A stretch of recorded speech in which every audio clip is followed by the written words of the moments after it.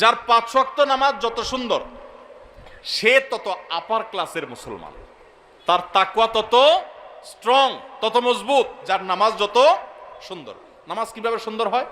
ধীরে সুস্থে পড়লে, সময় মতো পড়লে, মনোযোগ নিয়ে পড়লে, খুশুর সাথে পড়লে, সুন্দর কেরাত দিয়ে পড়লে, শুদ্ধ করে পড়লে, ভালোভাবে পড়লে, আস্তে আস্তে রুকু, আস্তে আস্তে সিজদা।